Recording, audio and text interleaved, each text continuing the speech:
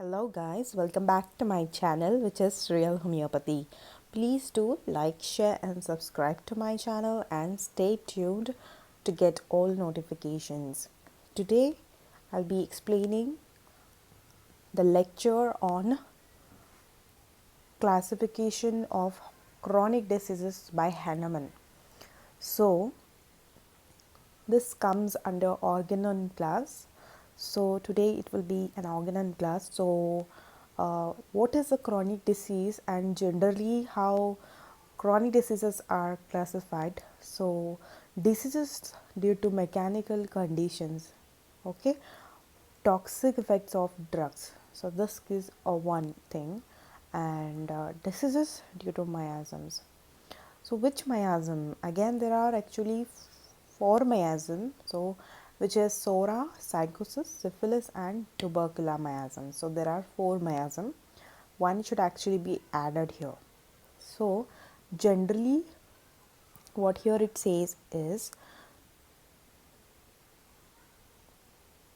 okay, diseases due to mechanical conditions and toxic effects of drugs. Toxic effects of drugs. So what it does means there are allied medicines. Allied medical, which is a medicines which we can say is an allopathic medicine. So this could generally be a um diseases due to miasm. Next, coming to diseases due to miasm. So this is Sora, psychosis and syphilis.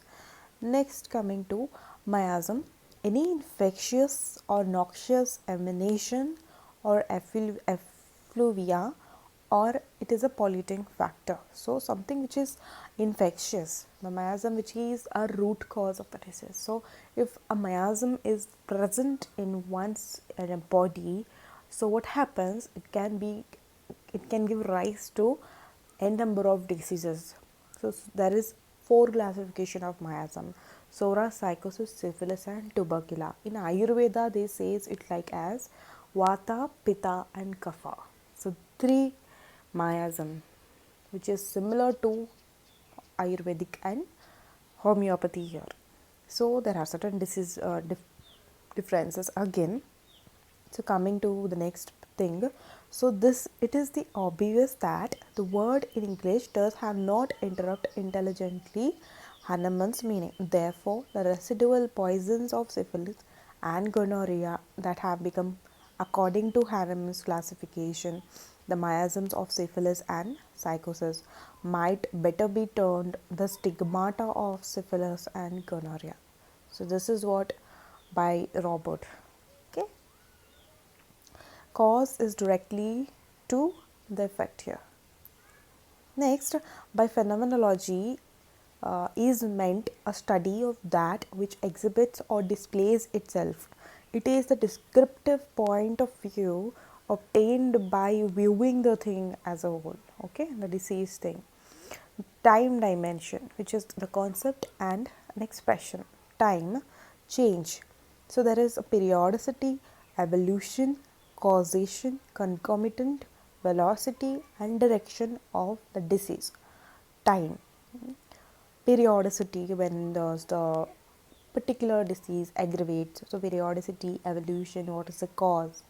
Concomitant means along with the presenting symptom, is there any more subdominant whether patient is having. For example, the patient comes with some affection in gastric problem, so that is the main symptom, but along with that he will be having headache, so it comes under the concomitant. Okay, velocity and direction.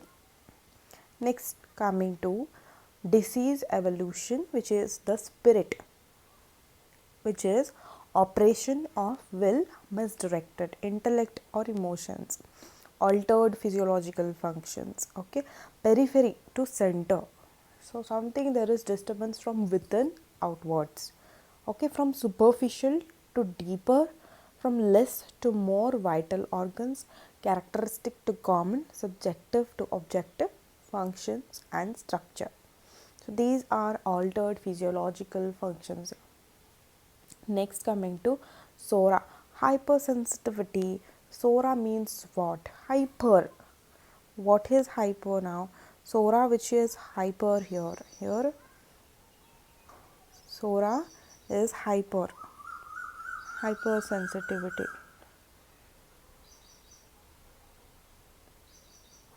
Hypersensitivity. Okay. So what is hypersensitivity here?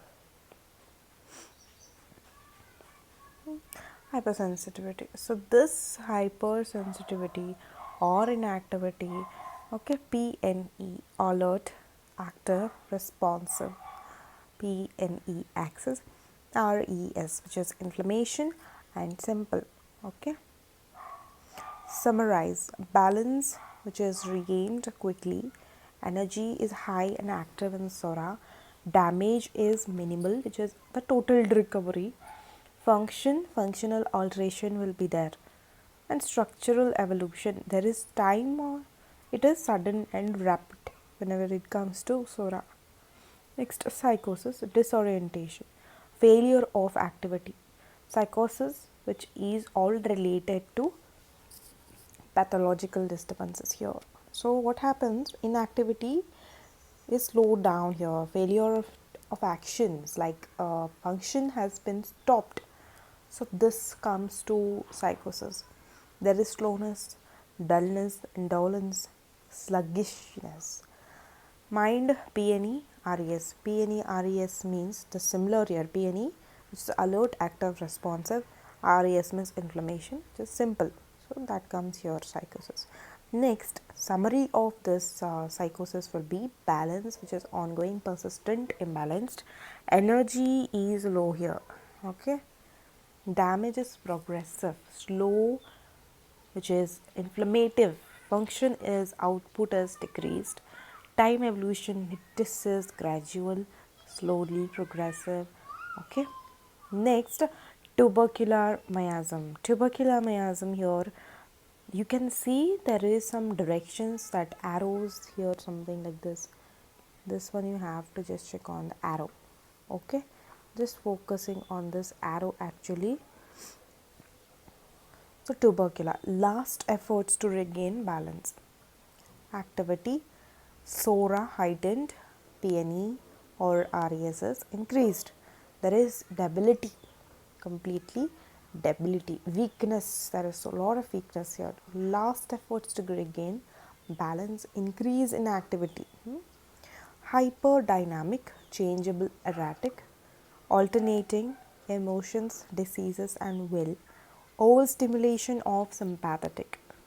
Increase in catabolic activity, increase in energy leads to decrease in weight loss. So, increase in catabolic activity leads to increase in energy, and increase in energy leads to decrease in the weight loss.